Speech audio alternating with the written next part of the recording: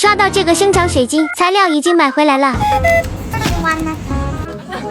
看样子企鹅妹不感兴趣。养个粉色，再养个蓝色的。企鹅妹说她没时间养水晶了，上学去了，那就只能我自己笑辣啦。然后把它分别倒入2个量杯里面，倒入80毫升的开水，然后把这些颗粒搅拌均匀，放10分钟让开水冷却，再把这2个小玩意儿分别放进去。2杯已经种好了，等5天后我们就可以看结果了。好期待它们变成水晶的样子呀！